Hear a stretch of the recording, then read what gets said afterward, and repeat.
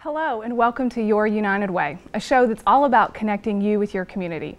I'm your host for today's show, Ashley Wright, and I'm also the Executive Director for the United Way here in Paducah and McCracken County. And I'm so glad to have Dawn York with us from the Merryman House to talk with us a little bit about what you all do at the Merryman House, but also about kind of this time of year and how you help the women and children that are in your shelter during the holiday season. And as the time is, the weather's turning cool and people are starting to think about the holidays, sometimes people might forget about all the people in our community who are really in need. So I'm so glad to have you here with us, Dawn, and I hope that our show will help you understand some of the ways that you can give back this holiday season. Dawn, why don't you introduce yourself? Okay, my name is Dawn York. I'm currently the Director of Public Relations for the Merryman House. I've been there about 6 years, give or take. Have been there many holiday seasons. And tell us a little bit about what the Merryman House is for our viewers who may not be familiar with it. The Merryman House helps victims of domestic violence and or their children escape and navigate some systems that are maybe keeping them in their domestic violence situation, which includes the emergency shelter here in Paducah. We also have outreach offices that cover all 8 surrounding counties. So those people may not need emergency shelter for whatever reason, but they may need some counseling, some support groups, they may need some assistance navigating some legal systems, some financial systems, some medical issues they may be having because of the domestic violence in their homes. So we help them navigate that to be free of violence in their homes. Now, you mentioned children, and of course when we think about children and the holiday seasons, what a really special time it is for them. And so I can only imagine what a challenge it is at the shelter to have women and children there during the holidays. Oh, absolutely. It's such a life change altogether, in general. Then you add on top of it that it's a holiday. They may be separated from some other family, not necessarily, the other parent, but now they may be separated from the abuser's parents, some of the grandparents. It may not be safe to go back to some holiday traditions that they're used to, that other family members. They're also losing, maybe a huge financial support that they had. So money, is a huge issue for the holidays for a lot of people to begin with, and now you've lost a second income in your home. And just little things, like maybe they had a tradition of baking cookies in their house, or they do something the night before, or they do something Christmas Eve. And then obviously, we have a lot of people that don't necessarily celebrate Christmas, so that's a whole nother dynamic that we're dealing with in shelter. So it's kind of a fine balance between doing it for the people that do without, kind of stepping on anybody's toes and letting everybody kind of celebrate how they do in their home to be comfortable. Well, I've had the opportunity to come out and visit the shelter and know it very well. And for those people that may not be familiar, it is really a house. I mean, and how many people are you housing in the shelter? Right now we are at max capacity, which we have been since about February, give or take. It may be longer than that. I just can't really think back that far. We did lose some bedding space during the latest flooding that we had in this area. So right now we're at 24, which is at our capacity. We're about 50-50 adults, children right now. At one point we were incredibly overran with children. When you get closer to the holidays, I think it instigates a lot of victims saying, I can't do this at Christmas. It's a whole nother dynamic for them. So we get a lot of people leave around Christmas. For whatever reason. So we tend to have a lot of children around Christmas time, which is, for us, it's kind of nice because it's a happy house. I think people underestimate how happy it can be in there. It's kind of fun to work Christmas morning and be around all the kids, but right now we are completely full right now.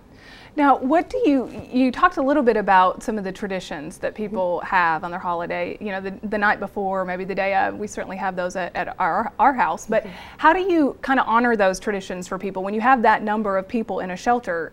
Wow, it's hard to make sure that everybody is having that special experience that they're used to. And because we function under so many state stipulations and legal stipulations, it's hard for us to say we're doing Christmas or we're doing Hanukkah or we're doing, so we kind of leave it up to the clients that are there at that moment and just say, here are some decorations, all kinds, do with them as you please. It's your house. Again, we work in their home, so it's kind of, we just let them take free reign, and we have a lot of house meetings, try to get some information from them. What do you do in your house around this time? Nothing?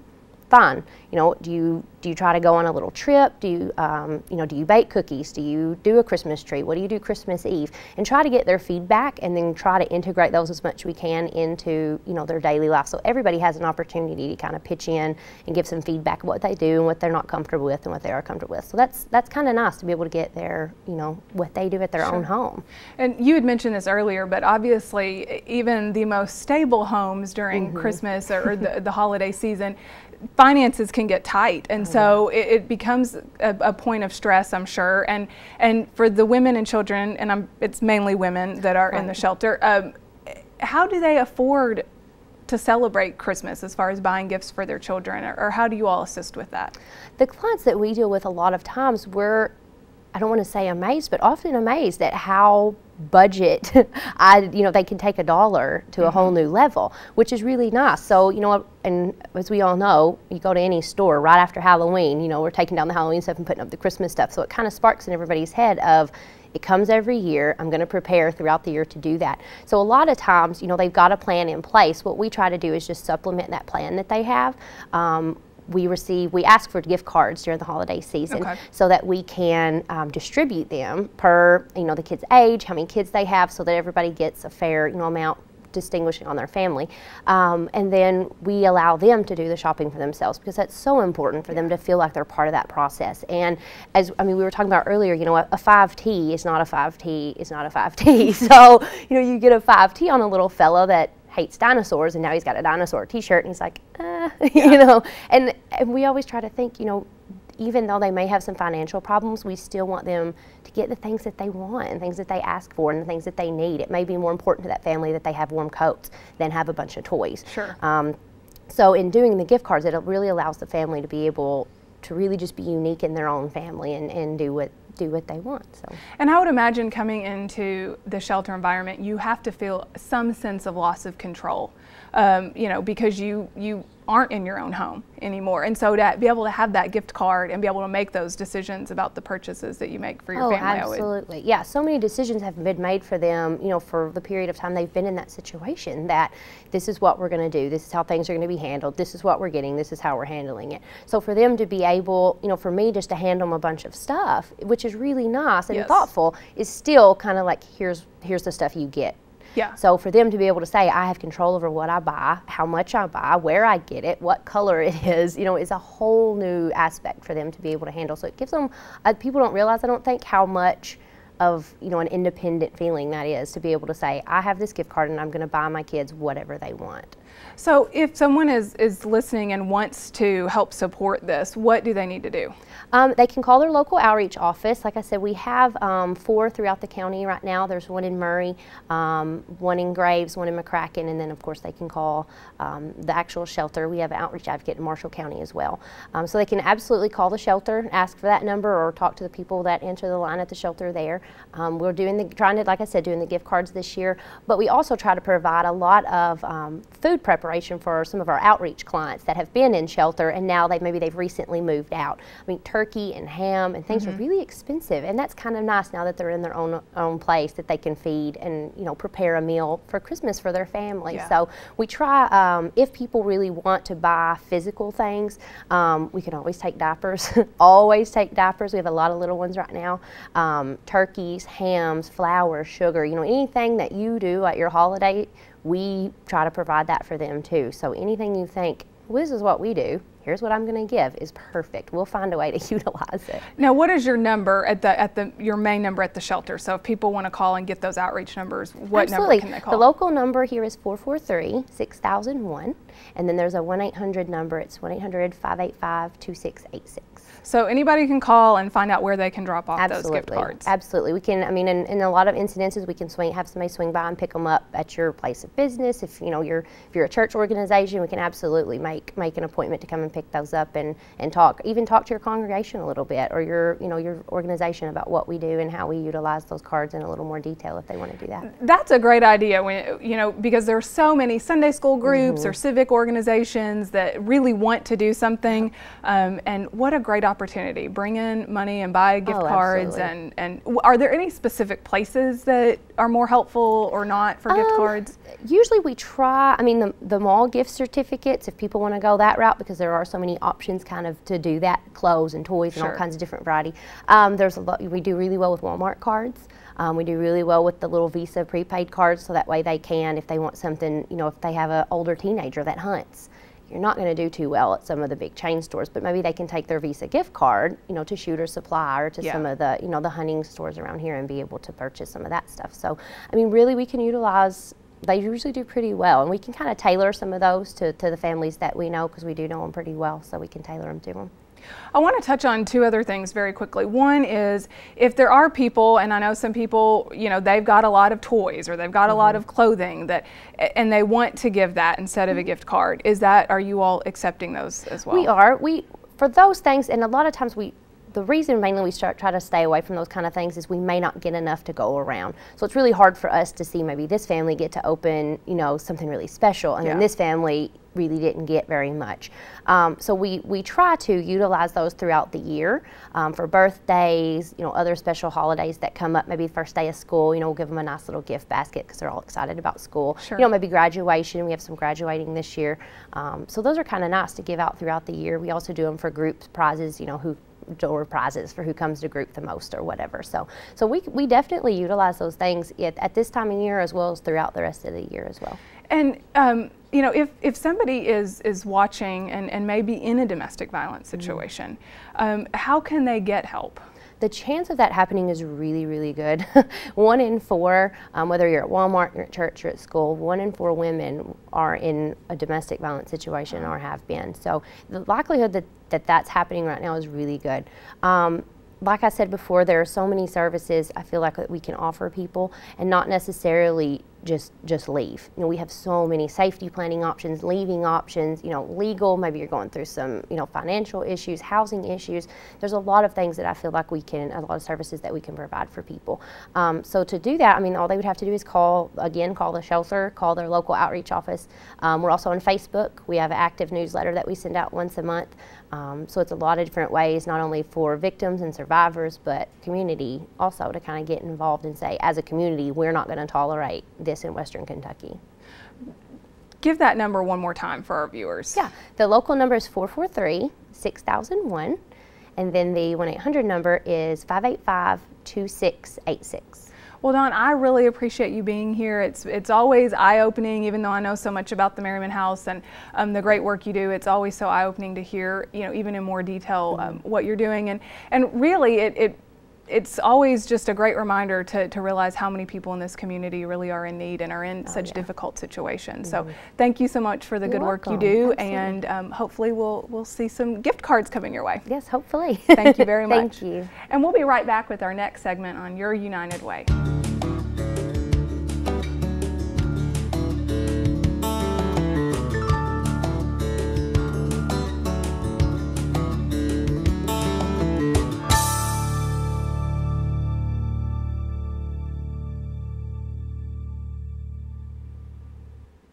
Hello and welcome back to Your United Way.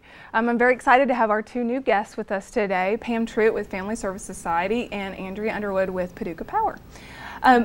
Thank you both very much for being here. And on our first segment, we were talking with Dawn York, who's with the Merryman House Domestic Crisis Center, sort of about how they help the women and children in their shelter during the holiday season. I know both of you are here representing 2 wonderful programs in our community that are helping people as well. And so, Pam, why don't you go ahead and introduce yourself for our listeners? Okay. My name is Pam Truitt, and I'm the Executive Director of Family Service Society. And we serve as a crisis resource to families of Paducah and McCracken County. We do that through our food pantry. We have a clothing closet where we give away free clothing. We also do utility assistance, medication assistance, dental assistance, and then we also do a Christmas program as well. And I know that we've spoken many times about just how enormous this Christmas project really has gotten, and you partner with Salvation Army, is that correct? That is correct. And this past Saturday we did our makeup day for Christmas assistance, and we have about 1,800 families that we're serving. So that's up about 100 families this year, and that would be a total of about 1,500 children. How we do that is we take those applications the same day. Family Service Society serves the families with food who do not have children in their household, and Salvation Army takes families with children. Then they would put those children's names on an angel tree, and people in the community can adopt those angels and help provide a good Christmas for those families. Now, and for the people that you're working with, so these might be what, elderly or single individuals? Sure. Well, for the food, we are helping the elderly, the disabled, or maybe even a family that has that doesn't have children, or maybe they have children who've aged out of the Angel Tree program and they're just having a difficult time this season. We've seen quite a few people who have either lost their jobs, have been laid off, or maybe their hours have been cut back, and they feel like they need that extra assistance this year. And so how do you get those names? Those individuals contact you specifically? Well, when we take the applications, we send out reminders in children's backpacks at school. We also we get them on newsletters of just about every organization that we know, and then those families come out and they apply for that assistance. We want to see proof of income and proof of their living expenses, because we want to determine that there is a need there, a financial need. And so once they apply and all of their information looks like they are definitely a family in need, then we take them on to serve. As far as for food, we have organizations who will ask to take a family just for food only, and we can give them those names and they can provide that assistance for them. And is this something that, say, a civic group or a Sunday school class or something like that can contact you and get those names? Sure, absolutely. We have a lot of different civic groups, churches want to get those names and help us provide those resources for those families. And as far as the children, so that's what you're doing in partnership with Salvation Army, correct? Yes, that's correct. And so their names are on the angel tree, but where is that angel tree for people that those angel trees are typically at different businesses within Paducah. Pizza Inn has a tree. The Walmart stores, most of the major department stores have those trees there. And if they're just looking for a name, they can also contact the Salvation Army. So if someone sees one of those trees, then they know that that individual has gone through this process. Yes. So they can feel comfortable that they're, that the person that they're giving to really is in need. Yes, that's correct. That's wonderful. It's a great streamlined process that you all have developed, and probably what you do with the food baskets would not be possible without some of the work that Andrea does as well. Absolutely. Andrea, thank you very much for joining us. Would you talk a little bit about Christmas in the Park, which is become such a wonderful community event here in Paducah? Well, it is. Folks benefit because they get to enjoy the lights, but also the rewards that are reaped from that for the area food banks are just wonderful. This is the 15th year for Christmas in the Park, believe it or not. We've been working since October 1st, putting the lights up, and are almost done. The weather's been great this year. And when it opens on the Friday after Thanksgiving and folks are able to come through, there is no admission fee, but if they want to make a cash donation or a donation of food, then we will collect that, and at the end of the season, all of that will be distributed between Family Service Society, the Salvation Army, and Paducah Cooperative Ministry. And we'll reap probably, I know last year we had about 59,000 pounds of food. Yeah, and about $38,000. That is amazing. The generosity of people in this area is just amazing. They always step up, and even though it's been a couple of difficult years economically, our donations last year was a record year for Christmas in the Park.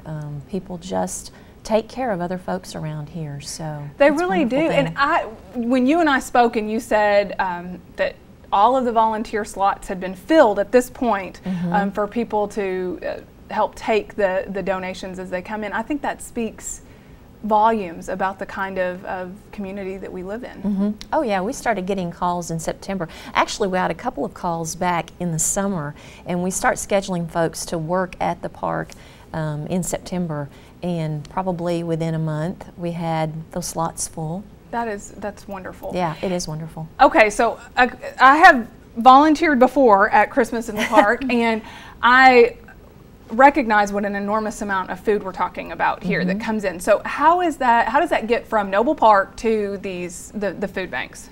Well, we have, over the years, we finally developed a system that makes it a little bit easier. We've gone from having everything in cardboard cartons and shrink wrap and that kind of thing to containers that are fairly easy to move. Each bin that we have out there can weigh up to about 1,200 pounds when it's really full. Wow. So it takes some muscle. But we load it onto trailers at intervals and bring it into our warehouse, weigh it, and then store it there until it can be divided up. And that's done. I know Family Service Society likes to get some of theirs before Christmas because they use it for Christmas baskets, but the other folks will get a lot of theirs right after the holidays, and it just takes a lot of trucks and a lot of hands moving it. Well, there's so much behind the scenes that goes on for the end result to be that you're giving these food baskets out at Christmas time and then having the food throughout the year. So if someone's watching and wants to help put those food baskets together or help sort the food that comes from Christmas in the Park, what can they do at Family Service Society, Pam? Well, they can first give us a call, okay, because we do need help sorting the food once we get it from Andrea. And we do put those canned good items into our food baskets, so we need help with sorting, and then we need help with actually putting those baskets together. So that takes people to do, and it's really not that difficult, but it just takes, you know, some coordination and some people to be able to help us put those things together. And what is your time frame for that? When will people start? We typically get our food about the first week of December, and then that second week is when we're beginning to start putting things together. And so about that second week of December is really when we're needing help on through until we start actually distributing those baskets, which will be the week of the 21st through the 23rd. So that's when we actually will be distributing that food. So there's so many ways to give back, whether that's purchasing or helping to sponsor families, helping to sort the food. What number do they need to call, Pam, if they want to get involved at Family Service Society? They just need to call our phone number, which is 443-4838. And just talk with one of the ladies there in the office, and they can get them scheduled to come out and help us with one of those, with either sorting food or helping us put those baskets together. This might sort of be an obvious question for both of you, and you kind of both have alluded to this already, but the growth in the number of people that have given, but also the growth in the need that you're seeing. Yes. Are you expecting that to continue, both of those trends, do you think? I think so, because we are again this year doing the school challenge with the school children, which has, I think last year they donated about 22,000 pounds Wow. of food. We are also again stuffing the truck with the hospitals this year, with Baptist and Lourdes hospitals, and they have been working on theirs since back in the summer, actually. So we expect to fill that truck up. We're really optimistic about that, and of course the public can help in those efforts as well. And I really think that we're going to have another great year. Wonderful, Yeah. wonderful. And I know you're probably seeing an increase, as you've mentioned. Yes, we are. I had talked with Fallon Garrison, Captain Fallon Garrison with the Salvation Army, and she said that their numbers are up about 100 from last year, and ours are up about that same amount as well. So It's amazing the kind of work that you all put into this, and we're so grateful too that Paducah Power is so supportive of this. And why has this become such a part of the culture at Paducah Power? Well, one of the important things about what those agencies do is they do heating assistance, and that's really important to our managers and our board, because we have every day folks who walk in the door and they struggle with paying their power bill, and we recognize that. And so this is a way of us helping them to be able to do that. It's also a way of helping with tourism in the area Sure. because we have people who come from out of town who come to spend the day to shop and to eat and to see the lights.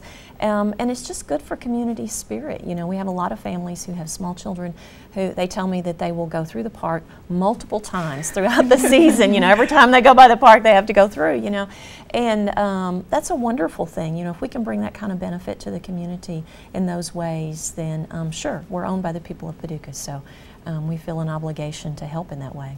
Well, we're very excited about these opportunities for people to give back. And Pam, you know, one of the first conversations I remember us having when you first started was you showing me a picture of your shelves at Family Service Society, and they were empty. And this food that is going to be, you know, you're going to be receiving in December, how long will that last for this community? Well, last year I think we had about 18,000 pounds that our particular agency received, which is wonderful, and it gives us it keeps us in food until about May. And then once the children are out of school, that's really when we start to see it difficult to keep food on those pantry shelves. So since about August, we have been purchasing food, just asking people in the community if they can, you know, donate to our food pantry. But, you know, once we get that food from the Christmas in the Park, it really helps us up until May. That's amazing that you can do something, you know, in November and December, and it still be impacting people on into the spring and the summer of this next year. I know that there are probably a lot of other items that you might need at Family Service Society. If you want to put a little plug out there really quickly for any other items during specifically the holiday season that you're going to be in need of, why don't you go ahead and let our viewers know? Of course, you know, food always is something that we are always in need of, but we also try to, in those food baskets, especially for the seniors and these families who maybe cannot purchase things with their food stamp card, things such as personal hygiene items, cleaners, things like that. We try to also put those types of things in there too, just to help them and their families. We always take clothing from the community. We do have a clothing closet that we allow people to come in and shop, and it's free. We don't sell it. So those are always needs that we have at our office. Well, I just want to thank you both so much for being here and for what you both do in very different ways for our community and making Paducah McCracken County such a wonderful place to live and to work. So thank you so much for your good work. Thank you. Thank you. And thank you so much for joining us for today's show. We look forward to seeing you back at our next show.